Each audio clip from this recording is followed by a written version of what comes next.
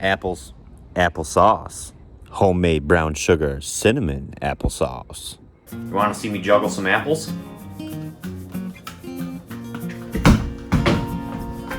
Mama always said don't juggle the fruit. Alright, so for this applesauce recipe, you can really use any type of apple you want. I would suggest a sweeter variety though. Galas work really well, Honeycrisp, Golden Delicious, but it's really up to you. So for this recipe, you'll need about 6 large apples, a half a cup of brown sugar, and a teaspoon of cinnamon, plus about a cup of water. Next, you'll want to peel all your apples and chop them. If you have one of these nifty apple slicers, it makes the job a whole lot easier. And you're going to take all your apple pieces and toss them right into a medium-sized saucepan. Next, add your water, brown sugar, and cinnamon to the apples.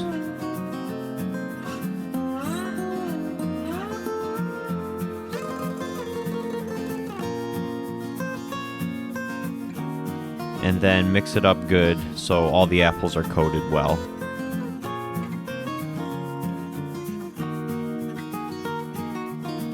Now just throw a lid on it and cook it at about medium heat for 15 to 20 minutes.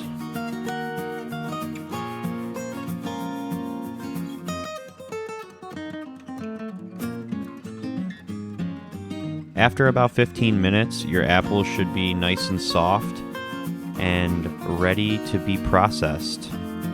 To do this, I use a potato masher and it works great. If you don't have a potato masher, you can use a large fork or something, but if you do have a potato masher, I highly recommend it. It makes the job a whole lot easier.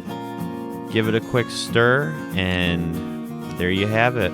Homemade brown sugar cinnamon applesauce. But most importantly, make sure to hit subscribe below, follow us on Instagram at ThistleDownsFarm, and visit our website, thistledownsfarm.com. Happy autumn.